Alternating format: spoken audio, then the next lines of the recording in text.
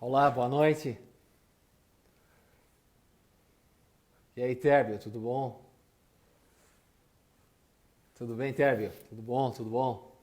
Esperando o Thiago aí.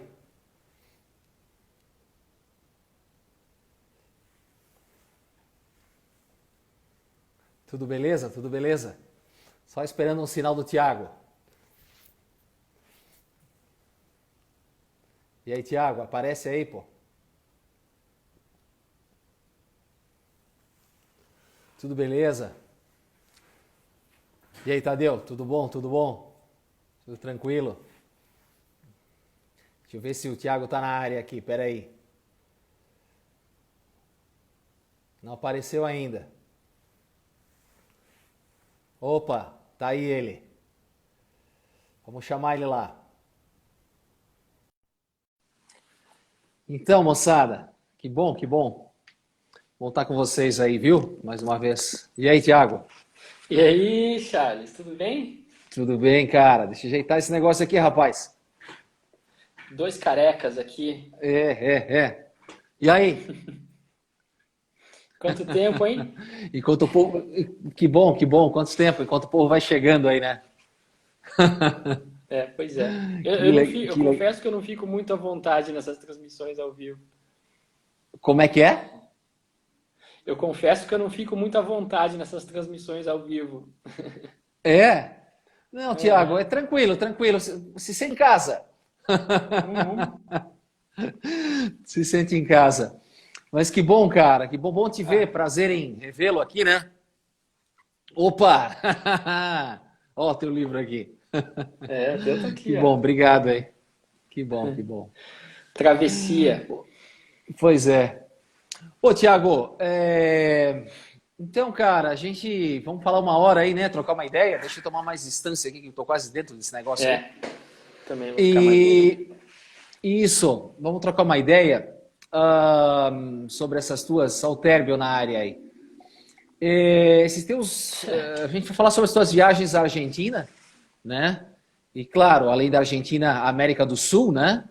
Mas em Uhum. específico uma região da Argentina que a gente comentou aí, que pouca gente pedala, a gente ouve falar que pouca gente pedala nessa região.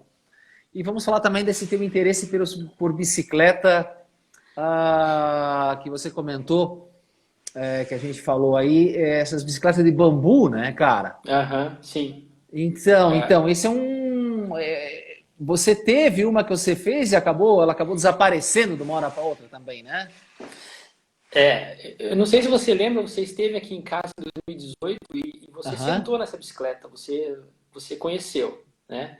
E poucos meses depois aham, ela foi roubada. Eu fui assaltado aqui em Curitiba e aham, ela foi aham, roubada, né? Ela era preta ao invés de branca aham. nas juntas e era uma bicicleta que eu tinha Sim. levado 3 anos para fazer.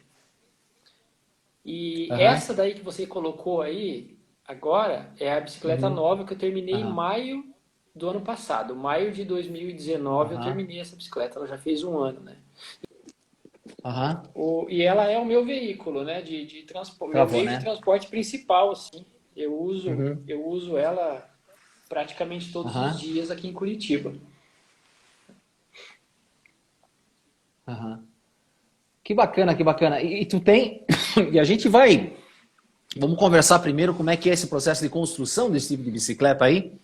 Depois a gente troca uma ideia Uhum. sobre esse livro, esses projetos, as tuas andanças. E vou passar umas imagens aqui daí também, tá? Perante isso aí. Ah, legal. Mas é isso, é. Tiago, e como é que surgiu essa ideia de bicicleta de bambu? Que você tá bem nessa coisa do do yourself e tudo mais, né? Mas como é que tu passou umas imagens aqui que eu vou compartilhar com o pessoal, né? É, como é que parte do princípio para pensar numa bicicleta de bambu, Tiago? Como é que. E aí? Olha, em primeiro lugar, você precisa fazer uma bicicleta que vai ser confortável para o seu tamanho, né? Então, Aham. eu parti de um quadro que eu já tive, que é Uhum. o quadro que eu usei na minha viagem pela América do Sul.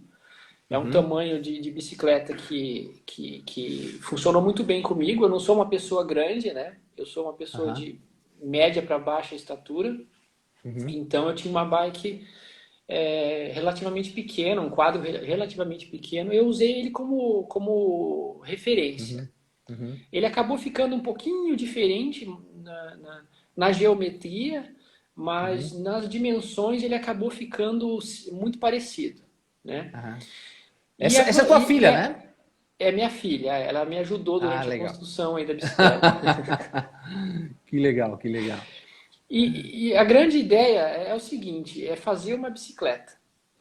E Aham, aí vem um ponto. Fazer uma bicicleta não é fácil. Você precisa ter ferramentas muito específicas para você trabalhar com alumínio ou trabalhar com aço, uhum, né? Ou cromo, molibdênio. Você tem que ter ferramentas de solda, uma oficina é, adequada. E eu não tenho nada disso, né? E o bambu, a fibra de carbono e a resina, você consegue trabalhar em casa com as mãos. Entendeu? uhum. Esse que é o ponto. Esse que é o ponto fundamental. Você fazer uma bicicleta, uma estrutura que suporte esse estresse mecânico com as próprias mãos, né? Com um uso de energia baixíssimo. E ela Uhum. fica incrível. Eu não sei se você já teve a chance de pedalar em alguma. Olha, eu só vi essa tua, mas Uhum. quem pedala, quem disse que pedala bicicleta de bambu, diz que é muito confortável, né? Mas Uhum. existe, digamos assim, é isso confortável mesmo, Thiago?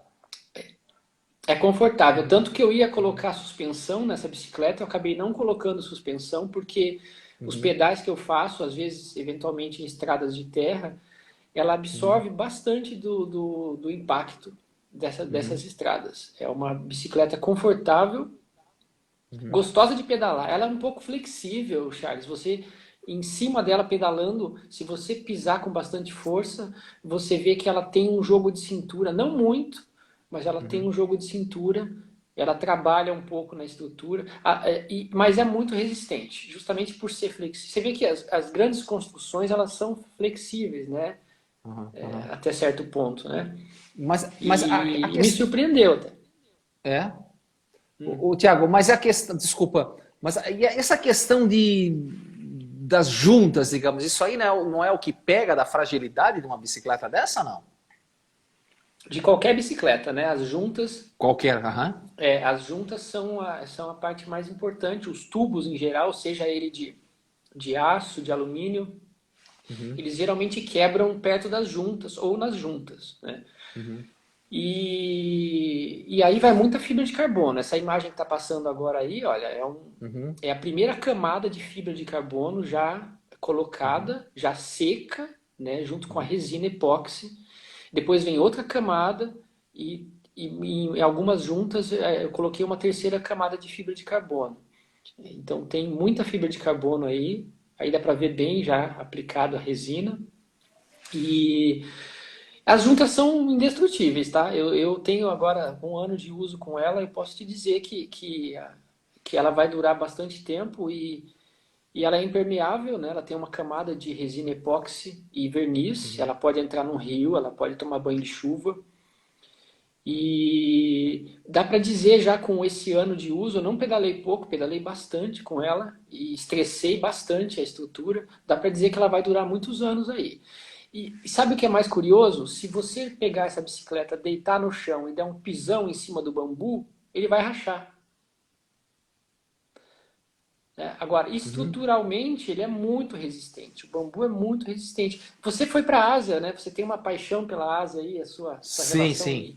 íntima Aham. com a Ásia. Você deve ter visto muita construção de bambu, né? Sim, tem cidades em si, né? Basicamente numa região específica da Índia, quase, mas em É. direção à Ásia. Tem cidades todas de bambu, né? Essas ideias do Então, bambu, a divulgação, é bem Uhum. interessante. Cidades que eu digo É, construções, né? De um andar, dois andares, três andares em bambu. exato. É fantástico, é É. uma estrutura tubular Uhum, incrível. Ela tem fibras realmente muito resistentes. uhum. E para fazer bicicleta, ela é perfeita. Então, E, assim, o objetivo foi esse, foi fazer uma bicicleta ah, em casa, tá? O bambu aham, ele veio como solução aí que encaixou nessa ideia, mas a Uhum. ideia era fazer uma bicicleta em casa. Eu sou fã dos fabricantes, dos construtores de bicicleta que a gente vê aí na web, né? Os caras fazem Uhum. umas bikes lindas em aço, em alumínio. O dia que eu tiver espaço, tiver condições, eu vou ter uma oficina para poder trabalhar com outros materiais também, com certeza. Que bacana, que bacana. Isso é uma coisa só para você ou você pensa daqui a pouco em comercializar alguma coisa disso aí, dessa questão? Já me Daqui a perguntaram pouco, isso e por enquanto só para mim, né? É uma Aham. responsabilidade grande também você desenvolver um quadro de bicicleta para terceiros, né? Então você Uhum. tem que garantir que ele tenha uma garantia durante um período de tempo. Uhum. E então eu estou testando, eu estou ainda testando a bicicleta. Faz 1 ano e 2 meses que ela está rodando e eu ainda considero uma fase de testes. Quando ela fizer 2 anos, eu vou dizer assim, eu acho que dá para comercializar isso e fazer para as pessoas mais próximas E, e, e e no comercializar Brasil, o quadro. e no Brasil existe um núcleo, você conhece outros que fazem? Existe Sim, como é que é? boa Existe parte, um cluster boa parte formado da, disso? sim, boa parte da inspiração que eu tive para desenvolver essa bicicleta veio do Klaus Volkmann, que é um porto-alegrense, Uhum. e ele desenvolve bicicletas incríveis, assim.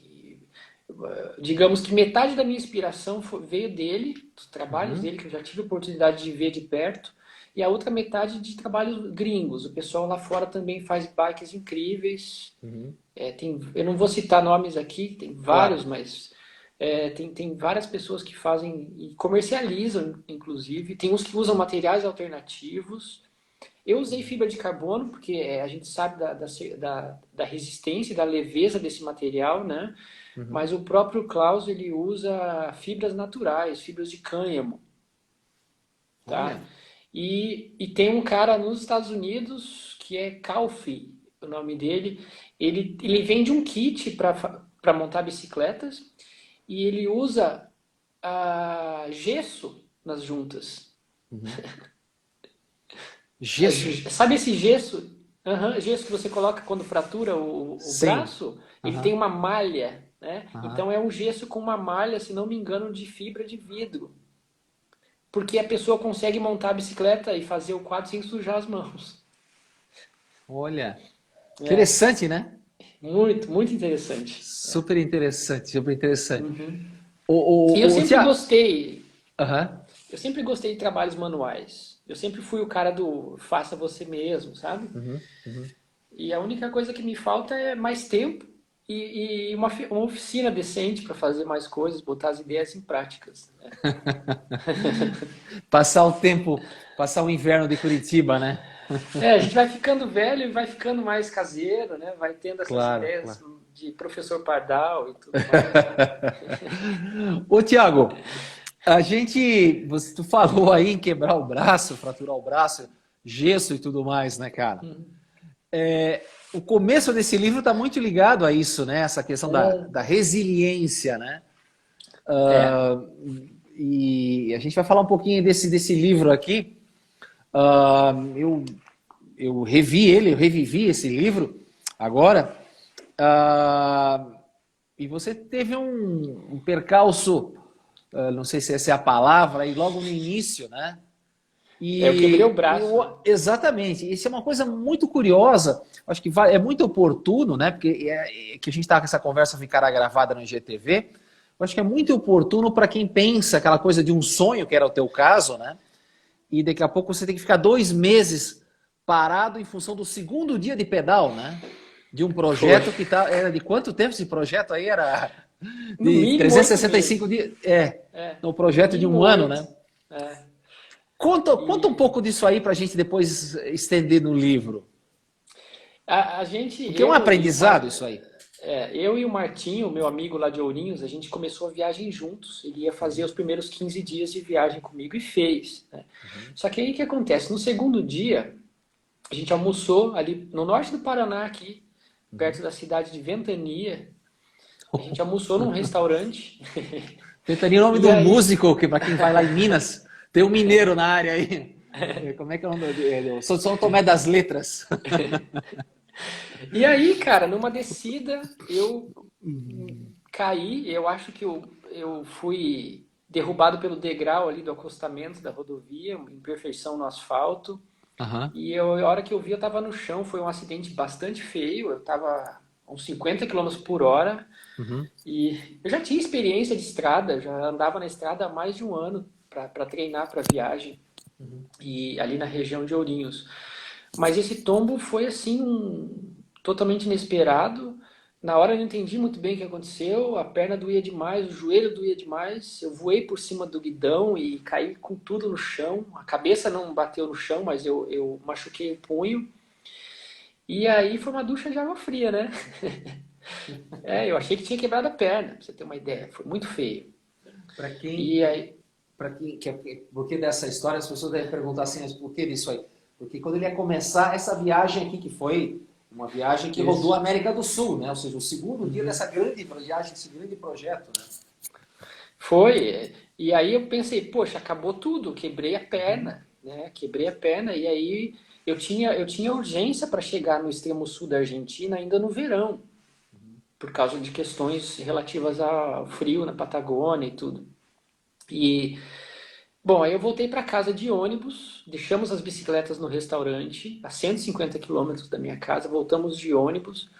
Fui atendido num hospital em Ibaiti. O médico local lá olhou o raio-x, não viu a fratura no meu braço. E 2 dias depois, já na casa dos meus pais, com dores insuportáveis, eu fui a um outro médico, um médico meu de confiança, e aí sim ele falou: seu braço está doendo porque está quebrado, né? Não foi uma fratura muito grande, mas foi a ponta do osso do braço que lascou. E aí eu fiquei 56 dias de molho. 28 dias com gesso no braço. E ainda voltei com dores para a estrada. Isso era, eu caí no dia 2, no dia 8 de setembro. E aí eu voltei no dia 2 de novembro, no dia de finados, né? Você, você é um paulista que vive em Curitiba, né? E começou tua viagem em Ourinhos, é isso? Isso, é. Eu estou em Curitiba desde 2011, Uhum. mas eu vivi 17 anos em Ourinhos, no interior de São Paulo. E É nasci na dessa capital região de que São vem Paulo. o. É dessa cidade que deve vir o Antônio Olinto, né? É, ele, Dessa ele região. nasceu em Ipaussu, Aí acho que pertinho. é do lado, 14 Tá bom. quilômetros, 20 quilômetros, Ah, alguma coisa assim. legal, É legal. conterrâneo meu. Eu pude conhecer o Olinto antes da viagem, né? Ele foi um dos grandes inspiradores da minha viagem. Aham.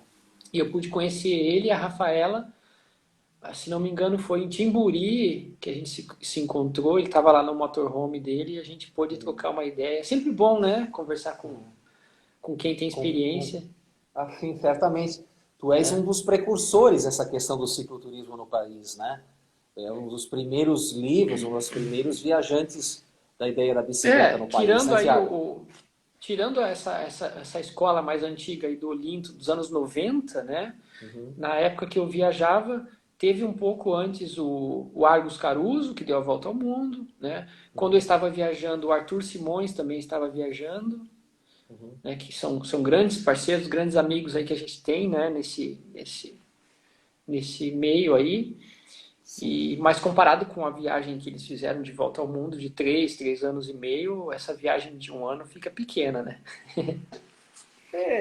Não são experiências, né? Acho que tudo é uma questão de escolha. Essa questão é muito curioso isso. Eu acredito que são tempos da vida, né? Acho que são momentos. Eu acredito que muitas pessoas querem fazer isso talvez em partes e no final da vida É, acabam fazendo isso em partes, né? Outros é, optam por fazer por 2 anos, 3 anos. Acho que eu acredito que esse teu comentário, meu ponto de vista, né? Acho que é relativo isso, né? Dizer que isso é é, pequeno perante tanto é que relativo, eu acredito. é, tanto que no Tô, final da tô me viagem eu metendo no teu tava. assunto aí, viu? Mas você tem uma. Fala pro pessoal os meus amigos do Instagram aqui, você também tem uma Uhum. história com cicloturismo, né, Charles? Eu fui depois que você, né? Eu fiquei um tempo fora e pedalei por 2 anos e mais alguns meses. Mas depois eu retornei, agora eu faço viagens menores, né? De 2, 3, 4 meses. A maior foi agora, em outubro, foi novembro, dezembro, janeiro e fevereiro, agora começando desse ano, um pouquinho antes da pandemia, Uhum. eu tive na Ásia. Então, Uhum. eu estou fazendo viagens menores, assim, né? Pretendo, agora, final do ano, fazer uma viagem a Minas Gerais e Bahia. Estrada Real e a Serra do Espinhaço, mas, claro, vamos ver como vai Ah, ser é. as questões da pandemia até lá, que é tudo muito Tá tudo em relativo, né? aberto. Tá É. tudo em aberto, sim, com É. certeza, né? Uhum. Mas tu foi um dos primeiros que eu conheci que com um livro, né? Eu não tenho esse livro aqui assinado, eu até me perguntei como é que esse livro não tem esse livro assinado por você, Eu né? não assinei, eu te dei ele em Não, mãos. né? Mas foi um dos primeiros caras que eu vi com um livro, assim, né? Um livro pronto. E esse livro a gente vai Aham. comentar porque tem uma pegada muito interessante desse livro. Mas antes eu quero passar umas fotos aqui, porque você fez desse livro, você saiu do teu estado aí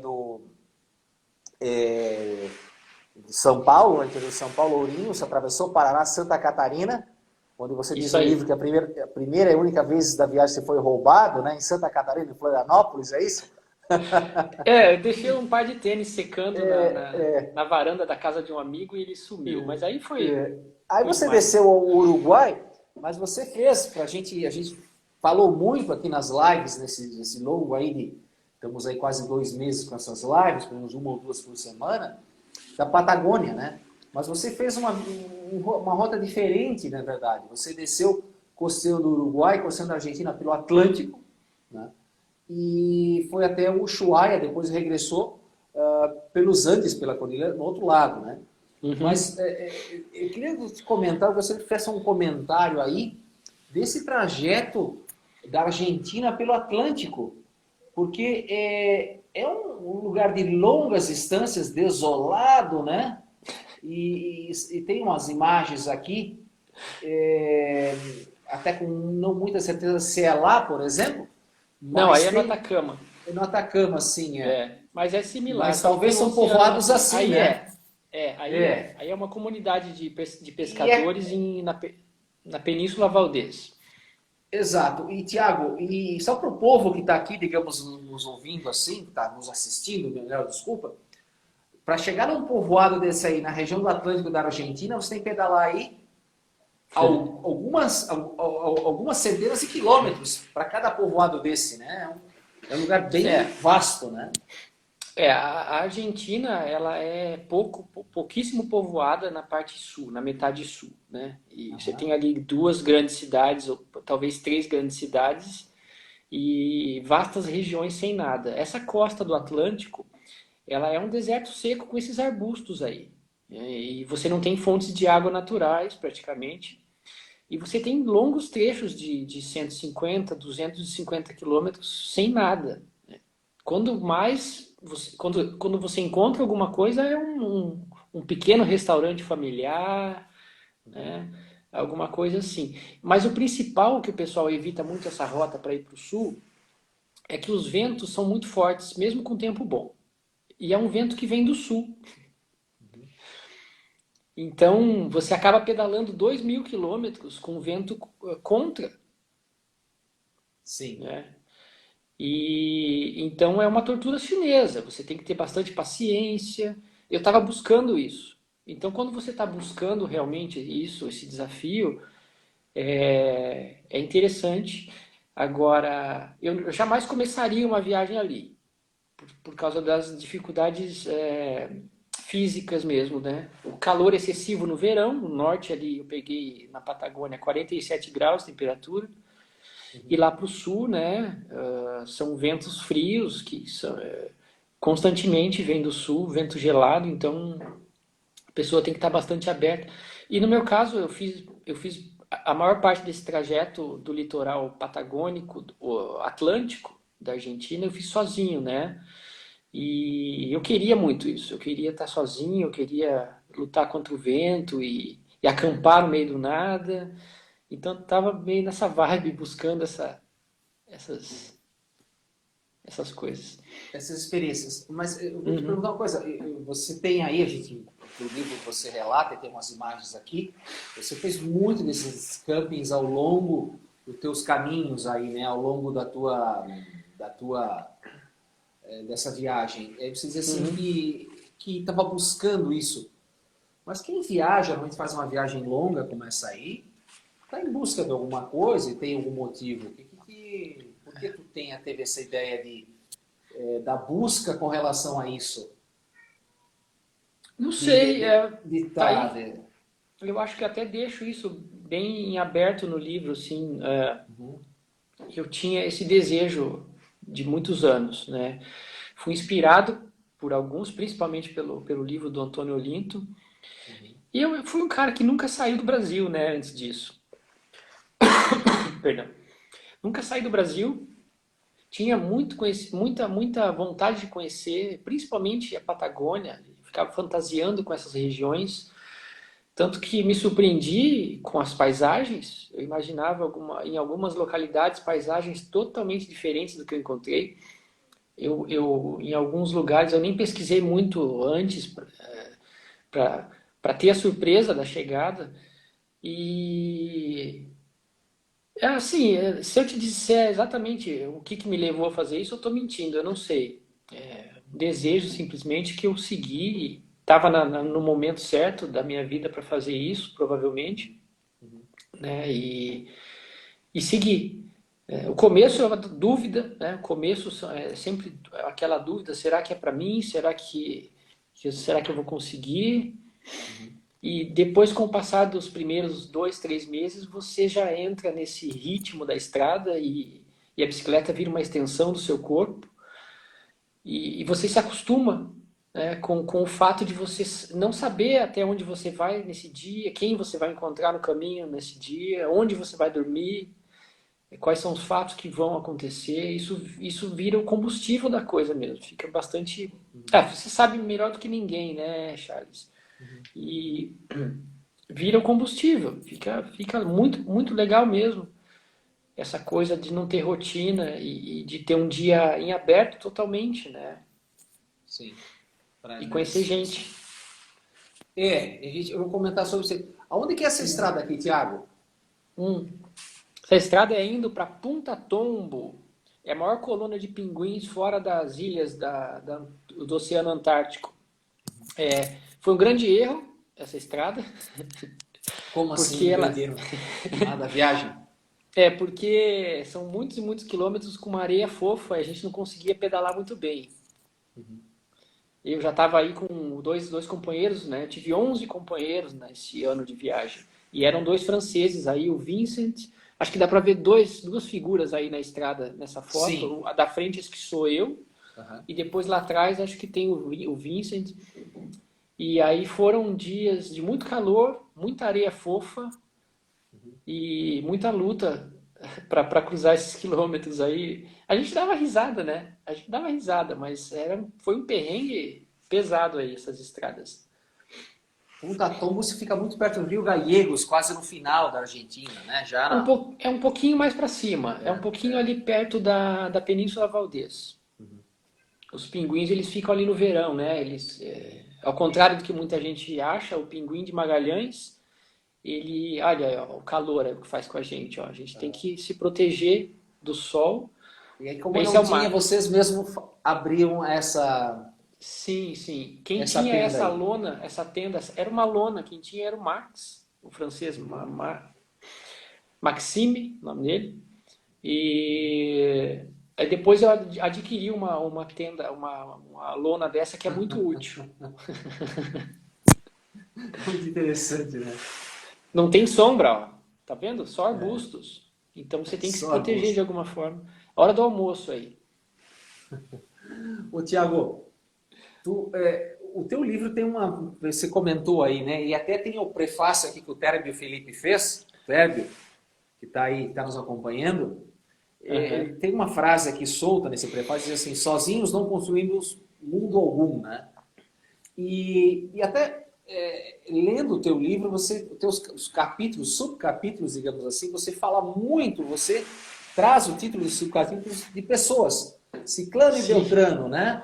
Fulana mais irmã da fulana. Isso. E muitas imagens do que você tem lá no Facebook, de onde eu tirei, aqui do Trilhando Sonhos, né? Então, com pessoas locais. Essa é uma pegada bem interessante, isso é uma busca muito curiosa que você tem do livro, muito legal, claro, né? Porque a gente viaja, como você comentou, viajamos para ver pessoas, a gente não consegue fazer nada sozinho, né? Talvez você nem lembra quem é exatamente cidadão, mas conta um pouco sobre essa parte aí, das pessoas dessa tua viagem.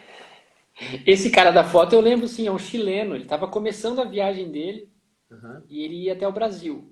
Aí a gente está cruzando a Cordilheira dos Andes. Ele está indo para um lado ou para o outro lado. A gente se cruzou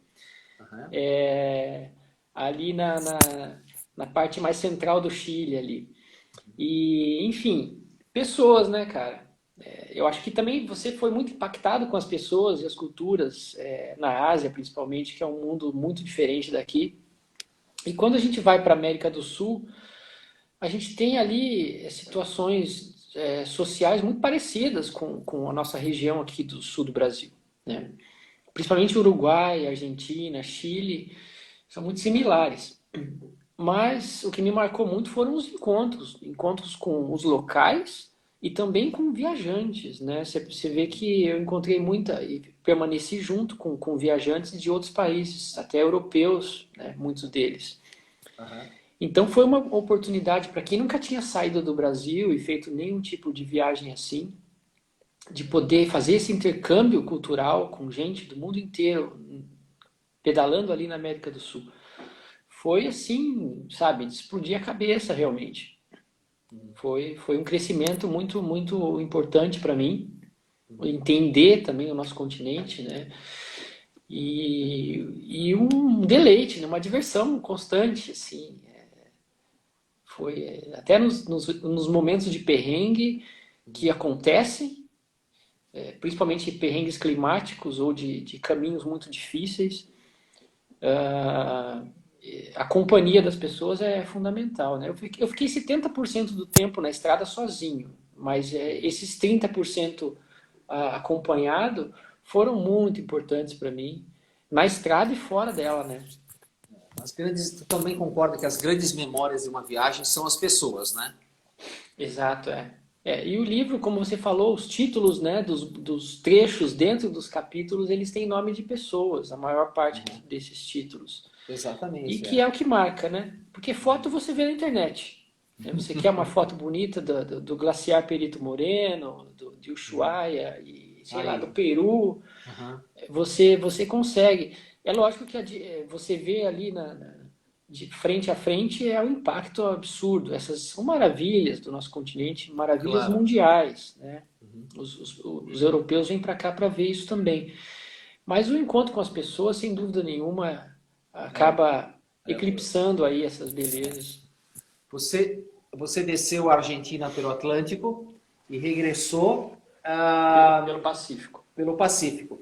E você regressou, você tomou uma ruta na Argentina, chamada Ruta 40, né? Eu passei por um trechinho dela, Charles. Não foram muitos quilômetros, porque logo eu cruzei para o lado chileno da cordilheira.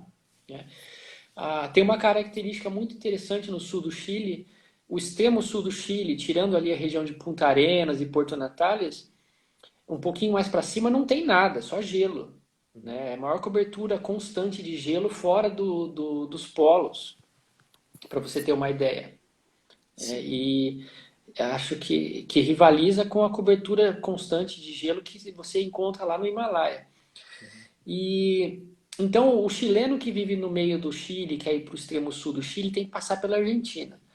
E o argentino que vive em Ushuaia, por exemplo, ou quer ir para Ushuaia, ele tem que passar por um pedaço do Chile, porque não existe praticamente estradas em uma região ampla do sul do Chile ali.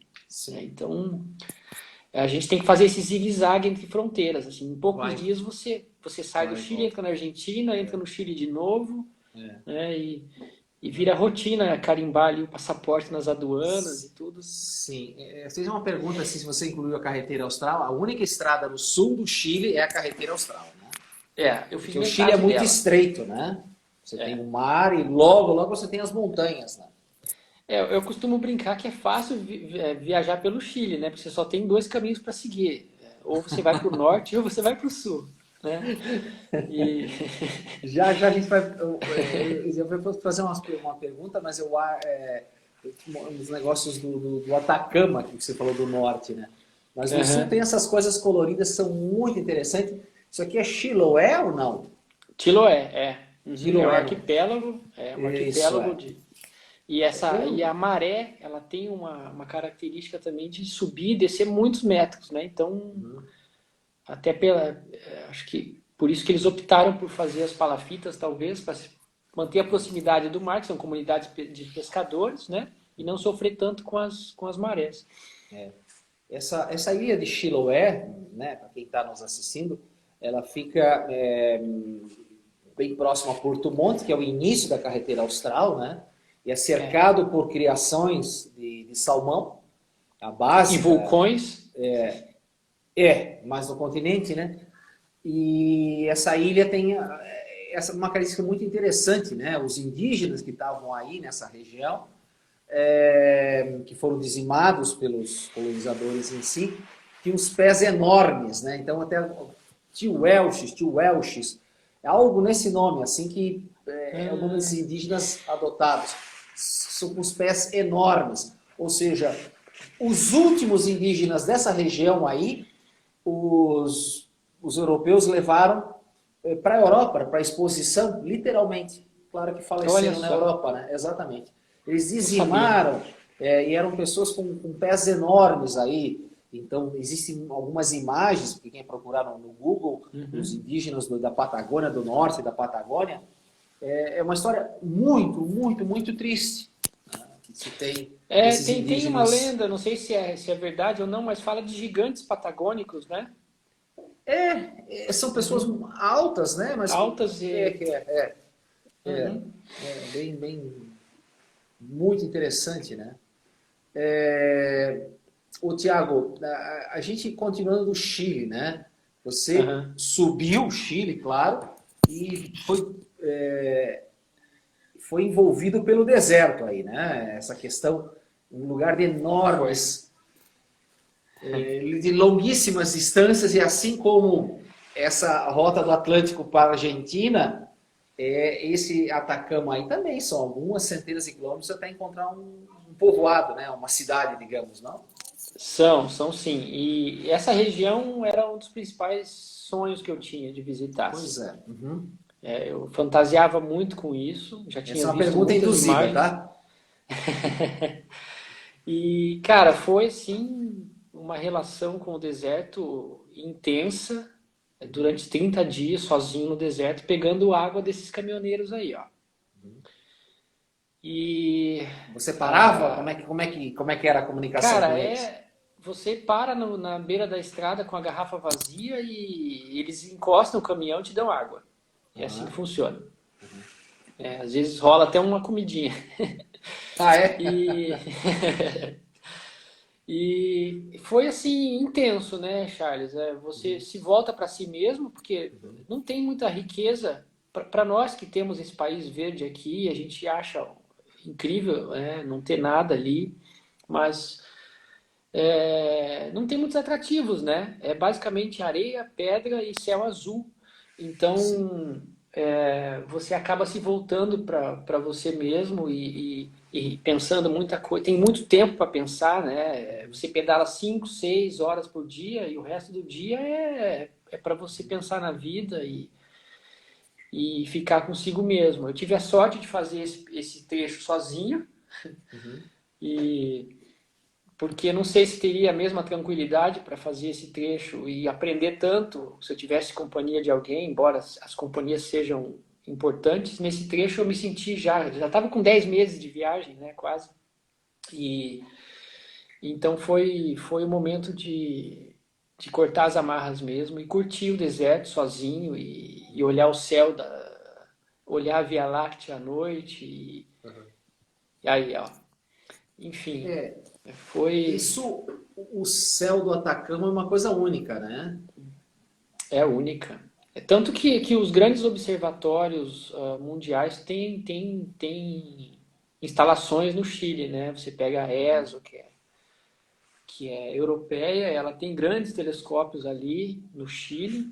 Eu pude visitar um pequeno observatório em Mamaluca, um pouquinho mais para o sul ali da parte mais seca do deserto, mas tem grandes telescópios, inclusive, sendo construídos, que vão iniciar atividade em 2024, que vai ser o maior telescópio do mundo ali, com um espelho de 29 ou 39 metros de diâmetro, alguma coisa assim. Você é bem antenado nessa questão de ver as estrelas, de observação, né, dessas coisas. Você gosta Sim. muito, né?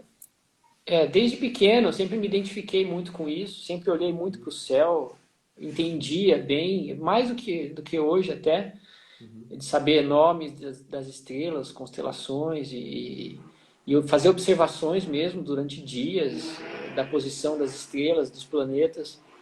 Então tá nesse céu aí limpo, virgem, né? Um céu puro realmente, sem interferência luminosa de cidades próximas, foi um privilégio absoluto, assim.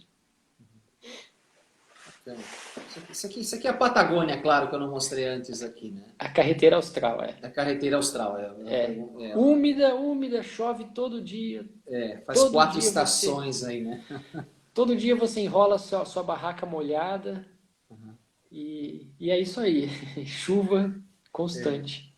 A função disso aí está muito ligada, digamos que os ventos vêm, né? Ficam presos pela cordilheira. Ficam presos e descem tudo ali, né? É. Já o oposto disso, o norte do Chile, tem essas questões, esses lagos de sal aqui, né? Porque a chuva não chega aí, né? A chega, cordilheira barra. Isso já foi fundo do mar, né? Já foi mar. Antes aí, dos né? anos. É porque a cordilheira é jovem. O Salar do Uyuni na Bolívia, porque já foi mar, né? Exato. Tanto o Himalaia, onde você esteve lá, não sei se você visitou Ladakh, né? Sim. Da Índia. Tanto o Himalaia quanto a Cordilheira dos Andes são cordilheiras jovens. A gente não pensa nisso. Elas têm poucos milhões de anos de idade.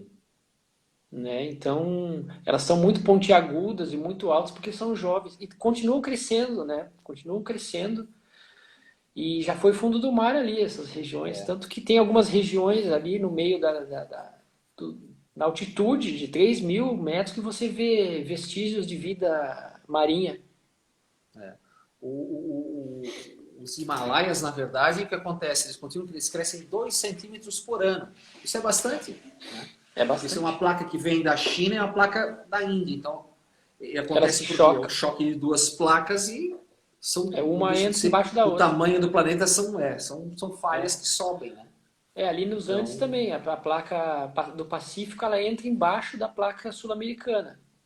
Por isso que de vez em quando se vê grandes terremotos no Chile, no Peru, porque essa tensão toda é liberada de uma vez só. Né? E dá aquela chacoalhada. Coisas, né? É verdade. Tiago, dessa viagem que você fez aí, você se considera uma pessoa assim, Tiago antes dessa grande viagem que gerou o Trilhando dos Sonhos, e você considera uma outra pessoa depois? Como é que é essa questão para você como cidadão, como ser humano? Mudou muita coisa do modo de ver as coisas? Não, eu acho que eu me descobri muito, Charles. Não sei se a minha personalidade mudou, não. Eu acho que quem me conhece mais pode comentar aí, meus amigos mais próximos. Eu acho que não mudei muito, não. Eu acho que eu me descobri na estrada e foi um momento importante para mim, assim. Tardiamente, talvez, eu já tinha 28 para 29 anos quando fiz a viagem. Mas foi aí que eu talvez tenha virado homem de verdade, sabe? No sentido não masculino, mas no sentido de ser alguém de fato e acordar para a vida em alguns sentidos, assim. Depois dos 30, né? E você já tinha essa veia, essa questão do cicloativismo que porque em Curitiba você participa de muitos movimentos, ou participou, né? Você tem bastante atividade. Curitiba é uma cidade onde a bicicleta tem uma certa, perante outros grandes metrópoles brasileiras, tem uma certa importância já, né? A bicicleta, ela sempre fez parte da minha vida depois da viagem. Eu morei em São Paulo um ano e meio depois da viagem, né, onde eu não pedalei. Depois eu São mudei para Paulo, capital. Curitiba, São Paulo capital. Aham. Depois eu mudei para Curitiba em 2011. Ainda fiquei um bom tempo sem pedalar, cerca de um ano, e me rendi à bicicleta novamente, né? Reencontrei a bicicleta em 2012 e desde então eu uso como meu veículo principal, assim. Tanto que faz muitos meses que eu não dirijo um automóvel, sabe? A última vez que eu dirigi um carro foi quando eu fui. Tem uma pergunta aí. Eu também estou olhando aí Ah, é. como é que apagar as contas depois de tanto Eu tempo na já, estrada, como é voltar a é, ser uma pessoa normal. É o que você está eu já respondo essa. Já tá, respondo tá nas essa. delongas aí. Aí, Vamos lá. aí, e a bike é importante para mim. Eu não dirijo, né, cara? Não dirijo. A gente tem um carro e tal, mas o carro fica parado e não dirijo. Faz bastante tempo. A última vez que eu dirigi foi quando fui para casa dos meus pais em Ourinhos, que eu dei uma volta pela cidade no carro deles. E sobre essa pergunta aí, vida normal, né? Eu tive uma chance muito bacana de sair para viajar realmente sem responsabilidade nenhuma, tá? Quando eu saí para a estrada, eu não tinha nenhum boleto para pagar, para vocês terem uma ideia. E foi muito legal poder me desligar. Isso foi em 2008 e 2009, então Aham. eu fiquei bastante tempo desconectado, fiquei muitos dias sem dar notícia para minha família também e curtindo a viagem. E depois que eu voltei para casa dos meus pais, é complicado. Foi complicado. O Argos Caruso tem essa visão também. Ele sofreu bastante quando ele terminou a viagem dele. Eu não consigo explicar o que que é, mas a bike ficou montada com a bagagem em cima durante 6 meses, meio que esperando eu pegar ela de novo e sair para a estrada. E aí eu me foquei no livro, né? O que me salvou foi o livro. Eu comecei a escrever fatos que eu tinha vivido um ano atrás, e relembrando, e olhando fotos e tudo, e anotações que eu tinha. Ah, eu ia te Então, perguntar isso aí. nos primeiros 3 meses na casa dos meus pais, eu escrevi 50% do livro. Ele saiu assim, Charles. Foi uma. Você é escritor, você sabe que às vezes Vomitado, nem. né? Foi vomitado mesmo, mais da metade do livro. E depois eu fui organizando isso cronologicamente, preenchendo as lacunas com aqueles fatos menos importantes, menos marcantes, para que a história tivesse uma fluidez, né? E durou um ano e meio até terminar a escrita toda. Leva tempo, né? Escrever um livro. Depende do que tu queira desse livro, né? A quem tu queira atingir, queira ou não queira fazer um livro é uma responsabilidade, né? Porque Ah, é. você está tirando horas de uma outra pessoa, né? Ela está Claro. doando isso, então é uma responsabilidade, acredito eu, né? E eu A tentei partir do momento, escrever. não só o teu tempo, mas acho que a tua responsabilidade, né? E eu tentei escrever de uma forma leve. Não vou dizer que eu me censurei, mas eu fiz um livro que pode ser lido por crianças, talvez, e adolescentes. Não é um livro pesado. Não toco em coisas muito pesadas e que podem chocar alguém, né? Embora essas coisas, óbvio, que um ano na estrada você acaba vendo um pouco de tudo. É diferente de um outro livro que eu conheço aí. Então é de 8 a 80 aí, né? A história. É, é. E Ó, tem pessoas comentando aí, foi muito bacana ler o teu livro, uma delícia ler teu livro, a Leda. a Leda, é a E, minha amiga aí também, Curitiba. e quando a gente tem esse tipo de papo, Tiago, a gente já está se encaminhando para os últimos 5 minutos, 10, 8 minutos ainda. É. 8 minutos. Sempre tem essa pergunta óbvia, e justamente ela surgiu também aqui da página, né? Qual Aham. o próximo ciclo, né? Você tem, É. passa na tua cabeça. Eu sei que você fez uns pedais aqui muito interessantes pelo litoral do Paraná, pelo litoral paulista, até Paraty, né? Foi. Você tem alguma ideia de ciclo parecido com isso? Ou um ciclo daqui a pouco similar a desse, entendeu? Dos sonhos? Essa pequena viagem de 14 dias de Curitiba até Paraty foi uma das viagens mais interessantes, assim. Me surpreendi bastante, porque Eu tive um perrengue gigantesco aqui na divisa de estado entre Paraná e São Paulo. Eu cruzei, estava sozinho, a trilha do Telégrafo, com bastante lama. Foram 7 horas, 7 quilômetros em 7 horas. E foi o maior perrengue da minha vida. Foi mais pesado que qualquer trilha que eu tenha feito na Patagônia. E foi uma surpresa porque é 150 quilômetros daqui da minha casa. E depois um calor. E tinha nevado no Paraná, lembra disso? 2013 tinha nevado. Sim. E aí tava um frio, eu desci a Serra da Graciosa batendo os dentes, tanto que eu não conseguia até Morretes. Eu parei ali em São João da Graciosa por causa do frio. Eu não aguentei. E depois cheguei lá em Paraty, a Rio Santos, segui pela Rio Santos, um calor infernal, assim, foram dias de muito calor. Foi uma viagem bacana, assim, com tempo determinado, porque eu estava de férias. E isso não é legal, porque você tem que sempre lembrar que tem tantos dias para fazer a viagem, você não pode se perder ali pelo caminho Sim. e aproveitar o tempo, né, como eu fiz naquele ano. Mas foi um trecho bacana. E depois, né, eu fiz outros trechos aqui na região. Tem muita riqueza de circuitos aqui na região que a gente mora, né? E, e penso em fazer outras, sim. Penso em fazer outras. Eu quero voltar para Atacama. Aí, ó. Eu não sabia dessa. É, pois é, tanto lugar para ir, né? E quero ir para o deserto de novo. Que interessante. Interessante. Tiago, você falou do processo de escrever. O teu livro continua. Para quem tem interesse nesse livro, ele continua. Você escreve para você aí que você dá um jeito de mandar ele assinado para o pessoal, né? O pessoal pede pouco, mas ele está à venda aí na internet, é só pesquisar Trilhando Sonhos, ele está na Amazon e no Clube de Autores e em outras lojas também, tem a versão digital também, né? A versão digital. Que vende aí 15 a 20% mais ou menos. O livro impresso ainda é mais procurado, né? Entendi. E eu tô com o seu livro aqui, né? Como eu mostrei no começo, Travessia, É. baita de um livro com fotos coloridas. Esse é um livro mais pessoal, né? Então aí já tem essas Muito. partes, aquela questão, o que passa pela tua cabeça enquanto você está viajando, né? O que Mas acontece, cara, né? é um encontro fantástico. Uhum. São pessoas, né? Pessoas que fazem a viagem, né? É lindo o teu Pessoas que livro. fazem a viagem.